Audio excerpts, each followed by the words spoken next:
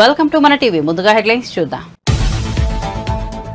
నేడు ఎన్టీఆర్ జయంతి, ఎన్టీఆర్ విశిష్ట నటుడు అంటూ మోదీ కితాబు. నివాళులర్పించిన చంద్రబాబు, లోకేష్. హైదరాబాద్ లోని ఎన్టీఆర్ ఘాట్ వద్ద నివాళులర్పించిన junior NTR, Kalyan Ram.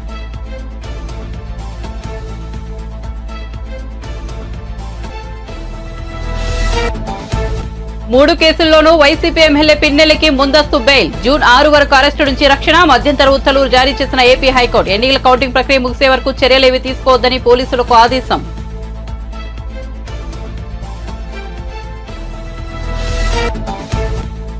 Phone tapping Telangana రాష్ట్ర గీతం స్వరకల్పనపై స్పందించిన రేవంత్ రెడ్డి. తమ ప్రభుత్వం ఫోన్ ట్యాపింగ్ జరపదన్న ముఖ్యమంత్రి. ఎవరు బాధ్యులో తేల్చే క్రమంలో ఫోన్ ట్యాపింగ్ వ్యవహారం బయటకు వచ్చిందని వెల్లడి.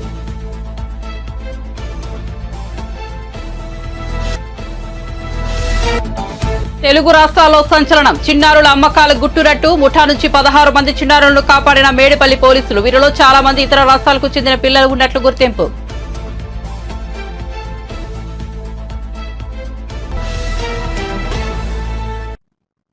ఇక వార్త వివరాల్లోకి వెళ్తే, మాచల నియోజకవర్గ అధికార వైసీపీ ఎమ్మెల్యే పిన్నెల్లి రామకృష్ణారెడ్డికి మరో 3 కేసుల్లోనూ ముందస్తు బెయిల్ లభించింది.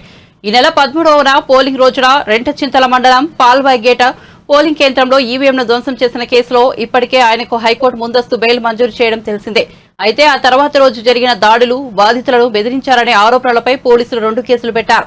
అలాగే ఓ సీఐపై జరిగిన దాడి కేసులోనూ ఆయన పేరును ఎఫ్ఐఆర్లో చేర్చారు. దీంతో ఈ 3 కేసుల్లోనూ తనకు ముందస్తు బెయిల్ ఇవ్వాలంటూ ఆయన ఏపీ హైకోర్టును ఆశ్రయించారు. ఈ కేసులో సోమవారం ఇరుపక్షాల వాదనలు పూర్తి కావడంతో తీర్పును రిజర్వులో ఉంచిన న్యాయస్థానం మంగళవారం తీర్పు వెలువరించింది. జూన్ 6వ తేదీ వరకు పిన్నెల్లిని అరెస్ట్ చేయరాదని పోలీసులకు ఆదేశించింది. కౌంటింగ్ ముగిసే వరకు పిన్నెల్లిపై ఎలాంటి చర్యలు తీసుకోవద్దని స్పష్టం చేసింది. ఈవీఎం ధ్వంసం కేసులో ముందస్తు బెయిల్ ఇస్తూ విధించిన షరతులే ఈ కేసులకు వర్తిస్తాయని తెలిపింది. కేసుల తదుపరి విచారణను జూన్ 6వ తేదీకి వాయిదా వేసింది. తమ ప్రభుత్వం ఫోన్ ట్యాపింగ్ జరపదని తెలంగాణ రాష్ట్ర ముఖ్యమంత్రి రేవంత్ రెడ్డి హామీ ఇచ్చారు. అన్నిటికీ సీబీఐ విచారణను అడిగే కేసీఆర్, కేటీఆర్, హరీష్ రావు వారి హయాంలో జరిగిన ఫోన్ ట్యాపింగ్ వ్యవహారంపై సీబీఐ విచారణను ఎందుకు కోరడం లేదని ప్రశ్నించారు. ఆయన మంగళవారం ఢిల్లీలో మీడియాతో మాట్లాడుతూ ఫోన్ ట్యాపింగ్ విచారణలో తన ప్రమేయం లేదని వెల్లడించారు. అధికారం మారిన తర్వాత జరిగిన బదిలీలో కొన్ని వస్తువులు మాయమయ్యాయన్నారు. అందుకు ఎవరు బాధ్యులో తేల్చే క్రమంలో ఫోన్ ట్యాపింగ్ అంశం బయటకు వచ్చిందన్నారు. జాతీయ వ్యతిరేకత శక్తుల ఫోన్లను ట్యాపింగ్ చేయవచ్చునని స్పష్టం చేశారు. తెలంగాణ రాష్ట్ర గీతానికి స్వరకల్పన బాధ్యతను అంత్యశ్రీకి అప్పగించినట్లు చెప్పారు. ఎవరితో సంగీతం సమకూర్చుకుంటారనేది ఆయన ఇష్టమన్నారు. రాష్ట్ర చిహ్నంలో రాచరిక పోకడలు ఉండకూడదని అభిప్రాయపడ్డారు. తెలుగు రాష్ట్రాల్లో పిల్లలను అక్రమంగా విక్రయిస్తున్న ముఠా గుట్టు రట్టు చేశారు రాచకొండ పోలీసులు. ఇతర రాష్ట్రాల నుంచి పిల్లలను తీసుకొచ్చి ఆంధ్రప్రదేశ్, తెలంగాణలో విక్రయిస్తున్న ముఠా అరెస్టు సంచలనంగా మారింది. 13 మంది చిన్నారులను కాపాడి 11 మంది నిందితుల్లో 3ని అరెస్ట్ చేసినట్లు రాచకొండ సిపి తరుణ్ జోషి వెల్లడించారు. ఢిల్లీ, పూణే నుంచి ఏడాదిలోపు ఉన్న పిల్లలను అక్రమంగా తీసుకొచ్చి 2 తెలుగు రాష్ట్రాల్లో నిందితులు అమ్మకాలు చేశారు. సంతానం లేని వారికి ఒక్కో చిన్నారిని 3.5 లక్షలకు అమ్మినట్లు సిపి తెలిపారు. They are girls, and again their age is right from 1 month up to 2.5 months. There is another 11 children that we received. So akkada nunchi supply chesi tarvata there are these 3 people, that is Shobharani, Hemlata and Sheikh Salim, and they are further assisted by other people, that is Saroja, Sharda and one Raju. Sharda and Raju, they are husband and wife, and these people are second level agents. So they are all interconnected actually. They are all having links with each other. All continuously communication lo untaru, and they are talking to each other. The requirement prakaram, avsaram prakaram valu, they are sometimes they are assisting, sometimes they are directly procuring. Then we have further other people by name Pathan, Mumtaz, Anuradha and Mamta. So konta mandi ma local valu unnaru. Some people are from Ghatkesar. For example, this Harihar Chetan and Padma, these are son and mother. This Harihar Chetan is actually working as a security guard in Genpact, and he is a native of Ghatkesar, and mother also staying in the mother is a housewife, and idhar kalpi chestunnaru local lo in our area. They are the main people who are procuring, and they are in touch with other people from Vijayawada area, that is Saroja and Sharda, and Sharda's husband Raju. All other people are the helpers. They are getting some small commissions. They are sometimes going, sometimes they are transporting, they are going and getting the children. అది వేరే రాష్ట్రానికి పోయి ఎక్కడ నుంచి తీసుకుంటున్నారు, they are getting by trains or by other means. So that is how all these people ఇప్పుడు మాకు total 8 మందికి ఈరోజు అరెస్ట్ చేసి జ్యుడిషియల్ రిమాండ్కి పంపిస్తాము. We have booked the cases under section 370, 372 and 373 of IPC and section 81 and 87 of Juvenile Justice Code Act 2015, I'm sorry. So under these, there is severe punishment for this. This is almost like trafficking of the children. So these children will be given to the end parents. మాకు కొన్ని end parents కూడా మేము identify చేసాము కొంతమందికి. We are in the process of further interrogating because ఇది 8 పిల్లలకి మాకు దొరికింది. We have been able to secure them from some of the end parents, I mean the end couples who have taken them, and after counseling etc. They will obviously be added as the accused people. So in this way this gang has been burst, and our local police from Medipalli, the local inspector and all other team, his sub-inspectors, they have all done good job. Important thing is that one of your community or one of your fraternity, maku oka reporter nunchi information vachindi. We cannot disclose the name, but the entire information originally came from one of the reporter who has done a decoy operation, and while the child was being handed over, at that time the information was given to the police department. So we have they were all caught red-handed. దాని తర్వాత ఇది case book అయింది and ఇంటర్రోగేషన్ తర్వాత ఈ మొత్తం gang bust అయింది. So this is the information and all these children will be handed over to CWC, that is AP ప్రభుత్వ సలహాదారులు సజ్జల రామకృష్ణారెడ్డి ఎన్నికల సంఘంపై ఫైర్ అయ్యారు. ఈసీపై పలు అనుమానాలు వ్యక్తం చేస్తూ ఘాటు వ్యాఖ్యలు చేశారు. ఆంధ్రప్రదేశ్ లో కూటమి ఏర్పడిన తర్వాత ఈసీ వ్యవహార శైలిలో మార్పు వచ్చిందని ఆరోపించారు. ఈసీకి చంద్రబాబు వైరస్ సోకిందని మండిపడ్డారు. ఈసీ కక్షపూరితంగా వ్యవహరిస్తోందని ఆరోపించారు. చంద్రబాబు అతని మనుషులు చెప్పిన విధంగా ఎన్నికల కమిషన్ పోలీసులు పనిచేస్తున్నారని అనుమానం వ్యక్తం చేశారు. పల్నాడు జిల్లా మాచర్ల నియోజకవర్గం పాల్వాయి గేట్ పోలింగ్ బూత్ లో ఈవీఎం ధ్వంసం చేసిన ఎమ్మెల్యే పిన్నెల్లి వీడియో ఈసీకి తెలియకుండా ఎలా బయటకు వచ్చిందని ప్రశ్నించారు. గత 10-15 రోజులుగా అసలు అక్కడ ఏం జరుగుతుంది మాచర్ల అంటే మాచర్ల సెంట్రిక్ గానే మొత్తం ఎల్లో మీడియా కానీ ఆ పార్టీ కానీ టీడీపీ కానీ నడుపుతున్నారు, ఒక ఎమ్మెల్యేని టార్గెట్ గా పెట్టుకుని. ఈ నేపథ్యంలో 2 చెప్పారు. ఒకటి, ఎన్నికల కమిషన్ అనేది ఏదైతే అంపైరింగ్ రోల్ చేయాలో ఇక్కడ ఒక నిష్పక్షపాతంగా అటు ఇటు సైడ్ తీసుకోకుండా చేస్తాదనే మా ఆశ, చేయాలనే మా కోరిక. అందుకోసం ఎప్పుడైతే ఎన్నికల కోడ్ వచ్చినప్పటి దగ్గర నుంచి కూడా మీరు గమనిస్తే మా పార్టీ కానీ అధికారంలో ఉన్నప్పటికీ ముఖ్యమంత్రి గారితో సహా డిస్టెన్స్ అయ్యాం అక్కడికక్కడ. అలాగే ఏ నిర్ణయం తీసుకున్నా కూడా ఇద్దరికి సమానంగా ఉండే రకంగా ఏది తీసుకుంటున్నా కరెక్ట్ అనుకుంటున్నాం. కానీ దురదృష్టవశాత్తు ఈ ఎన్డీఏని కూటమి ఫామ్ అయినప్పటి నుంచి ఆ తర్వాత పైన ఎక్కడైతే సెంటర్లో బీజేపీ ఉన్నదో అంత పొత్తు పెట్టుకున్నప్పటి నుంచి ఎన్నికల కమిషన్కు బాబు దోమపోట్లాగా బాబు కాటో లేక బాబు వైరస్ ఏదో సోకినట్టుంది, ఇన్ఫెక్షన్ వచ్చిందేమో అని అనిపిస్తుంది.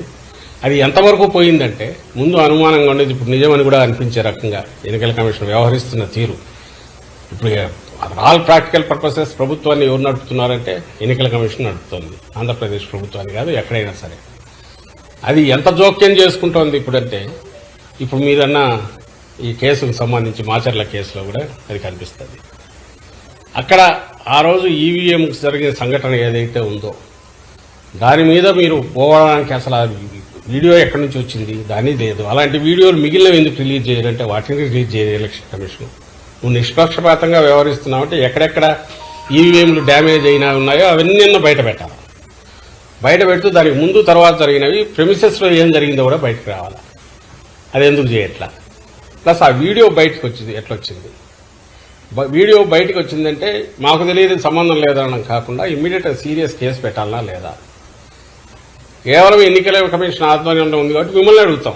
ప్రభుత్వం ఆధ్వర్యంలో ఉంటే మమ్మల్ని ఎట్లయితే అడిగేవాళ్ళు, ఇప్పుడు ఎన్నికల కమిషన్ ఆధ్వర్యంలో అన్ని వ్యవహారాలు నడుస్తున్నాయి కాబట్టి ఎన్నికల కమిషన్ అడుగుతాం. అడిగాం, సమాధానం లేదు. అదే మాచర్ల కాన్స్టిట్యున్సీలో ఇంకా 5-6 చోట్ల ఈవీఎంలు డ్యామేజ్ అయ్యాయి అన్నారు. మరి అవన్నీ ఎందుకు బయటకు ఫీడ్ రిలీజ్ చేయట్లా?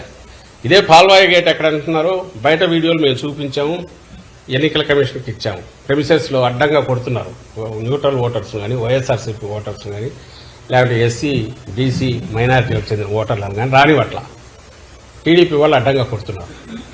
ఈ కొడుతున్న వాటన్నిటి గురించి దాని గురించి ఏం తీసుకున్నారు?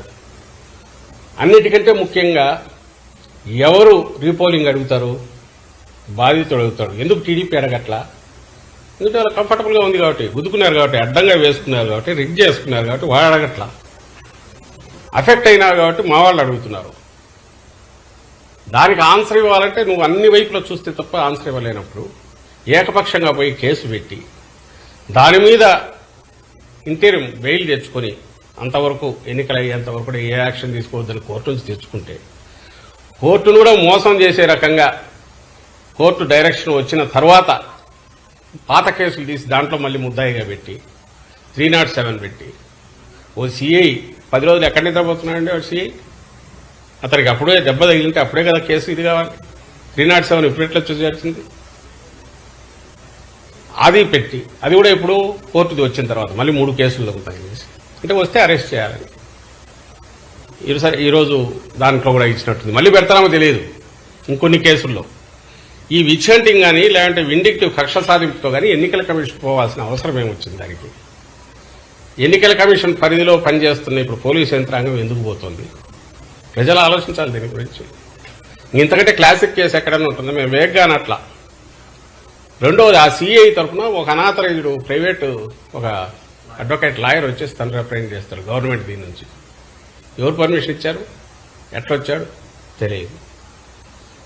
అసలు ఎంతవరకు పోతున్నారంటే బెయిల్ ఇచ్చిన తర్వాత అతను నర్సరావుపేటకు వస్తే అక్కడే కోర్టు గైడ్లైన్స్ కూడా చెప్పింది, నర్సరావుపేటలో ఉండు, కిందికి పోవద్దని.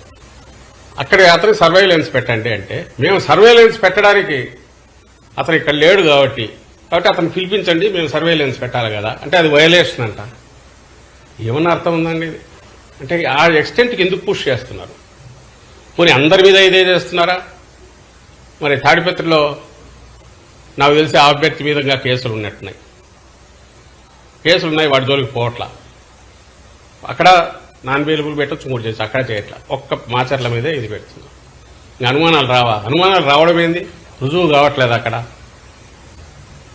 పూర్తిగా కక్ష సాధింపుతో చంద్రబాబు ఎట్లంటే ఆయన రిమోట్ కంట్రోల్తో ఆయన కానీ ఆయనకు కావాల్సిన వాళ్ళు కానీ ఆ పార్టీ నాయకులు కానీ అన్నదానికి తగినట్టే ఎన్నికల కమిషను లేదా దాని ఆధ్వర్యంలో పనిచేస్తున్న పోలీసు యంత్రాంగం కానీ ఇతర అధికారులు కానీ పనిచేస్తున్నారేమో, వ్యవహరిస్తున్నారేమో అని ఖచ్చితంగా అనిపిస్తుంది.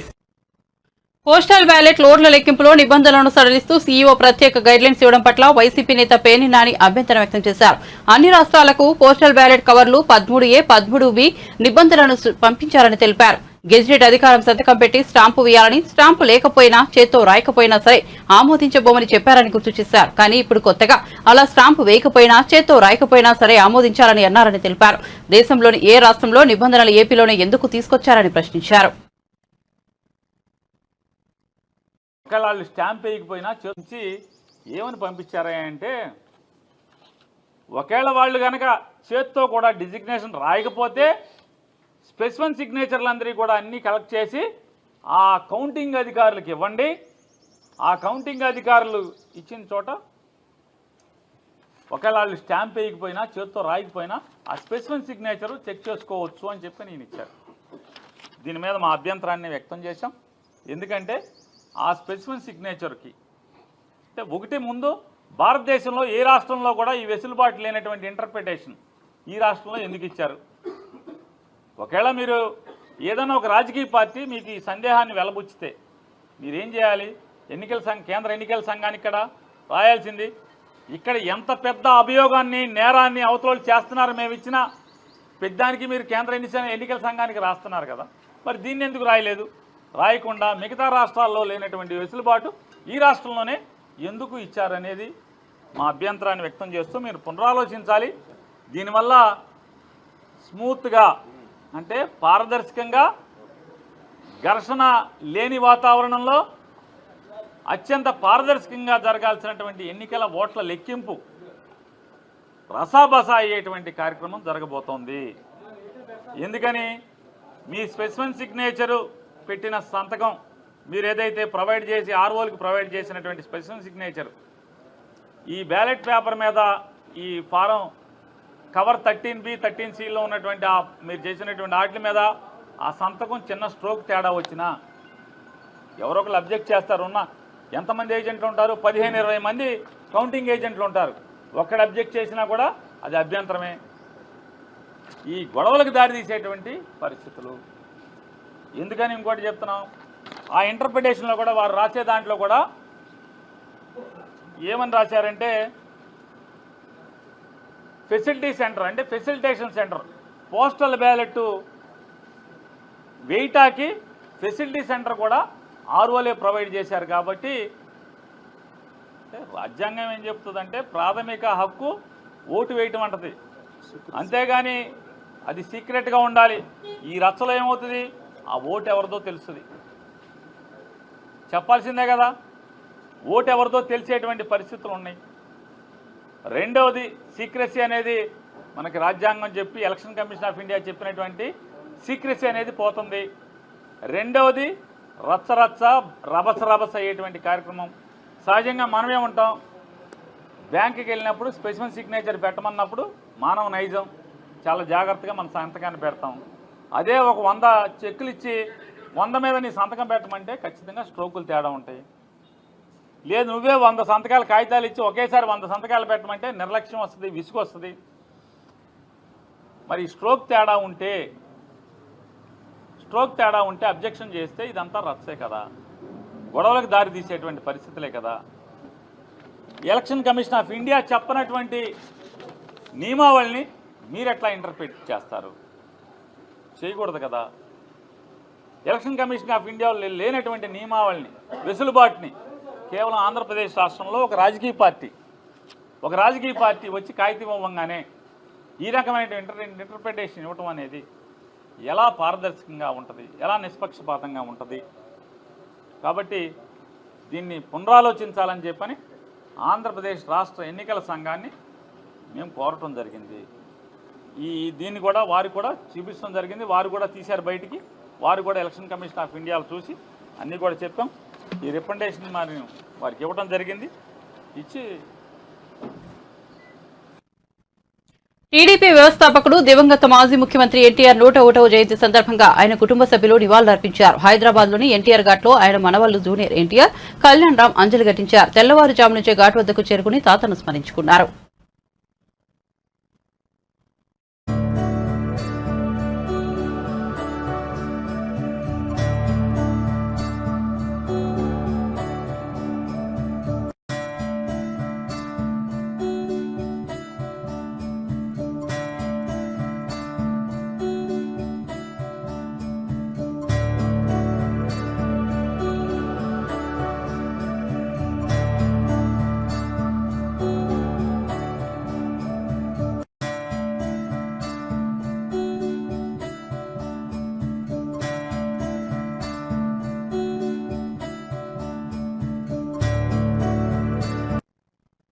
ఎన్టీఆర్ 101వ జయంతి సందర్భంగా హైదరాబాద్లోని ఎన్టీఆర్ ఘాట్లో నటుడు నందమూరి బాలకృష్ణ నివాళులర్పించారు.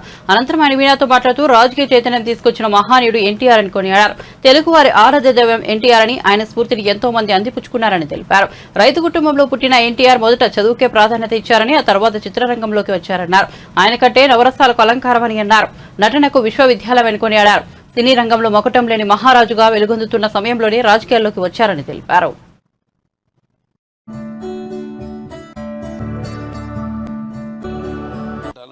నటనాలయం, అందులో ఆయన ఒక నటరాజు నటసింహుడు. టీ అంటే తారామండలంలోని తారక ధ్రువ తారకుడు. ఆర్ అంటే రాజర్షి రారాజు, రాజకీయ దురంధర యుగంధరుడు, రమణీయ రమ్య కమనీయ సౌమ్య గుణధాముడని. అలాగే ఆయన మొత్తం మొదటి నుంచి కూడా చూస్తే జీవిత ప్రస్థానం ఒక మామూలు రైతు కుటుంబంలో పుట్టి, అలాగే ఎన్ని ముందు అవకాశం వచ్చాను కూడా కాదు అని ముందు చదువుకే ప్రాధాన్యత ఇచ్చి ఆయన చదువు పూర్తి చేసుకున్నాక మరి చలనచిత్ర ప్రవేశంలోకి అడుగు పెట్టడం జరిగింది. చలనచిత్ర రంగంలో ఆయన ప్రస్థానం గురించి వేరే చెప్పనవసరం లేదు. ఎన్టీఆర్ అంటే ఒక నటనకు నిర్వచనం, ఎన్టీఆర్ అంటే ఒక నవరసాలకు ఒక అలంకారం, ఎన్టీఆర్ అంటే నటనకు ఒక విశ్వవిద్యాలయం. చలనచిత్ర పరిశ్రమలో మకుట లేని మహారాజుగా ఉన్నప్పుడే ఆయన చలనచిత్ర పరిశ్రమ నుంచి నిష్క్రమించి రంగ ప్రస్థానం చేయడం జరిగింది. ఎన్టీఆర్ అంటే ఆ తర్వాత నవశకానికి ఒక ఆరంభ మంత్రం. ఎన్టీఆర్ అంటే ఒక నవజాతికి మార్గదర్శకం. అలాగే ఎన్టీఆర్ అంటే నానా జాతులకు దైవ సమానం. పార్టీ పెట్టి 9 నెలలకి అధికారాన్ని చేజిక్కించుకుని మరి తర్వాత ఆయన ప్రవేశపెట్టిన ఎన్నో పథకాలు ఎన్నో సాహసోపేతమైనవి, ప్రజలకు ఉపయోగపడేవి, అలాగే ఎంతో సానుకూలమైనవి. వాటిని ప్రవేశపెట్టి అమలు పరుస్తూ ముందుకు వెళ్ళడమే తప్పితే ఇప్పుడు ఉన్న పార్టీలకు మన రాష్ట్రంలోనే కాదు దేశంలో కూడా చూసినా మనం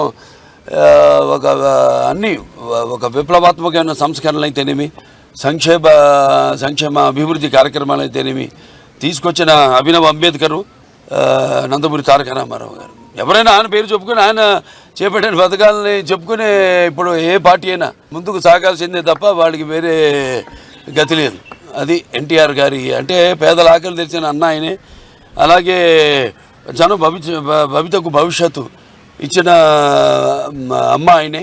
అలాగే ఆయనకి ఎప్పుడు అండగా ఉన్న ఆడపడుచులకు ఆర్థిక స్వాతంత్రం ఇచ్చిన అన్న కూడా నందమూరి తారక రామారావు.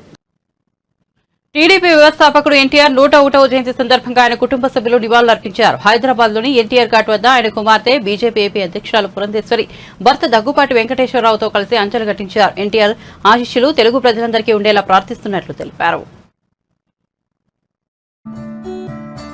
మనందరికీ తెలుసు, ఏ రంగంలో కాలు పెట్టినా కూడా ప్రపంచనాన్ని సృష్టించినటువంటి నందమూరి తారక రామారావు గారు ఒక పేరు, ఒక వ్యక్తి కాదు. వారు ఒక సంచలనం అని చెప్పి మనందరికీ తెలుసు.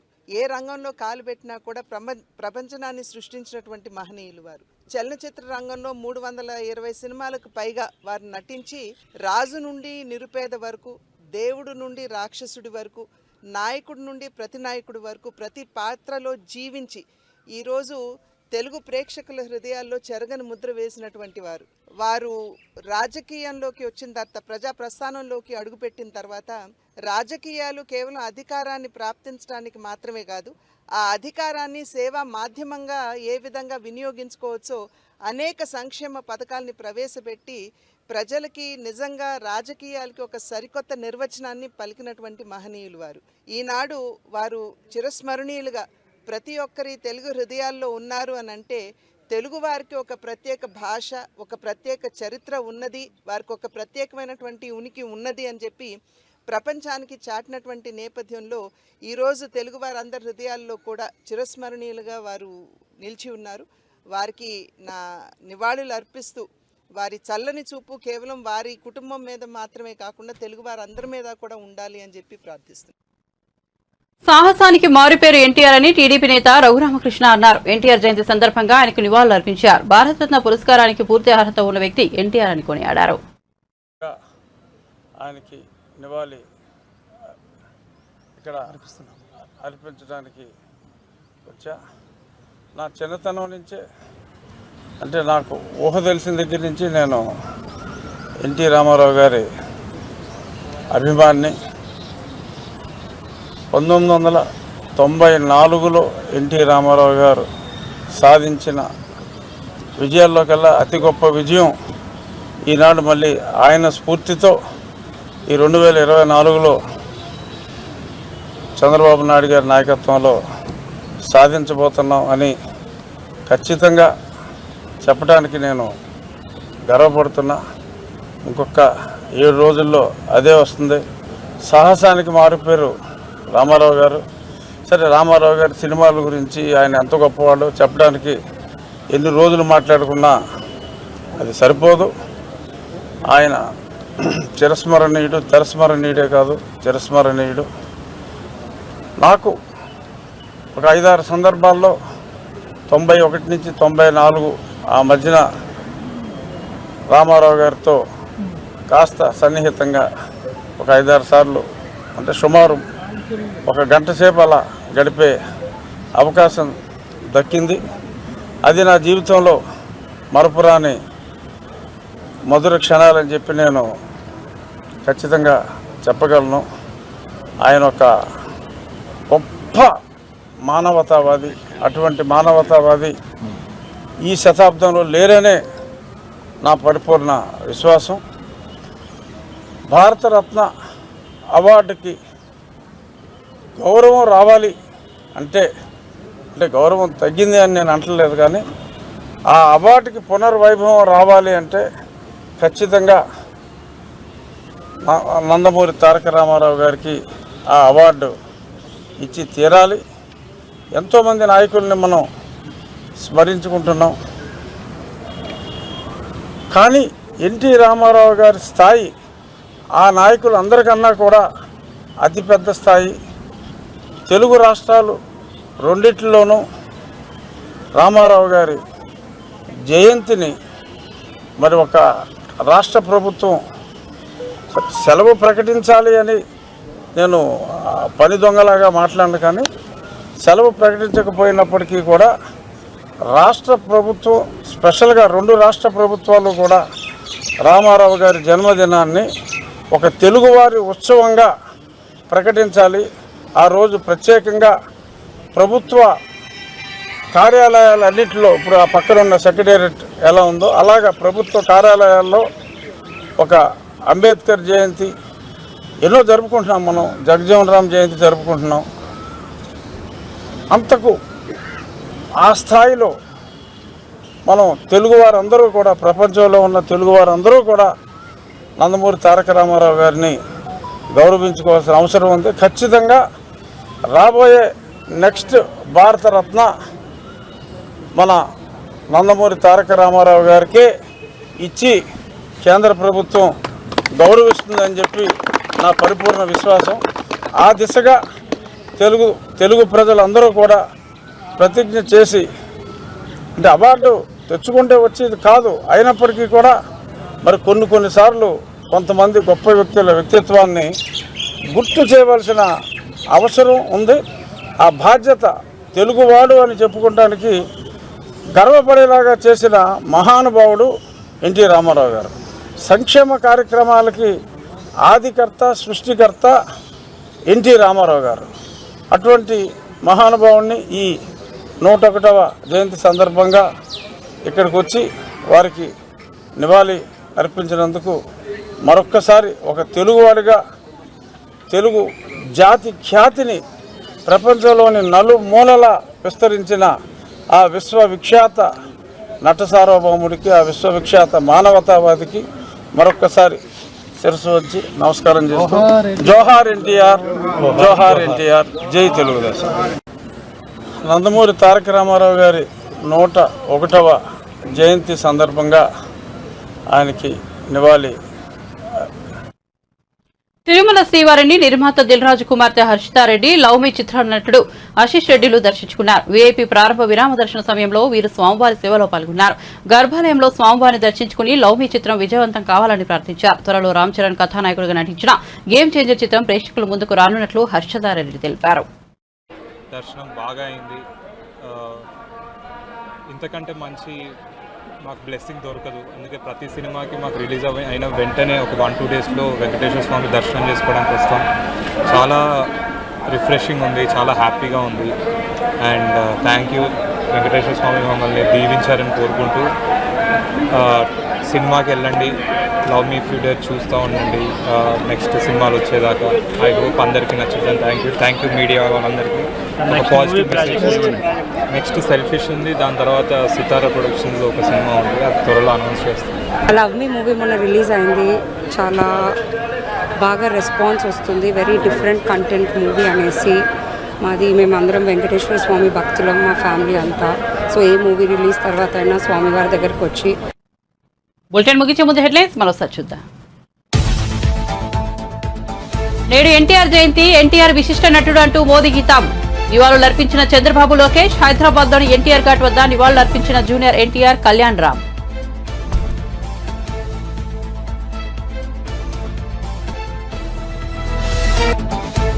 మూడు కేసుల్లోనూ వైసీపీ ఎమ్మెల్యే పిన్నెలకి ముందస్తు బెయిల్. జూన్ 6 వరకు అరెస్టు నుంచి రక్షణ. మధ్యంతర ఉత్తర్వులు జారీ చేసిన ఏపీ హైకోర్టు. ఎన్నికల కౌంటింగ్ ప్రక్రియ ముగిసే వరకు చర్యలేవి తీసుకోవద్దని పోలీసులకు ఆదేశం.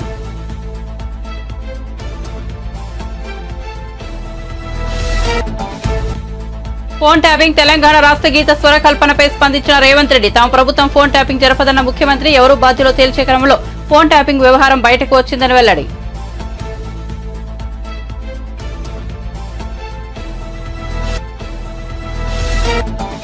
తెలుగు రాష్ట్రాల్లో సంచలనం చిన్నారుల అమ్మకాల గుట్టురట్టు ముఠా నుంచి 16 మంది చిన్నారులను కాపాడిన మేడిపల్లి పోలీసులు వీరిలో చాలా మంది ఇతర రాష్ట్రాలకు చెందిన పిల్లలు ఉన్నట్లు గుర్తింపు.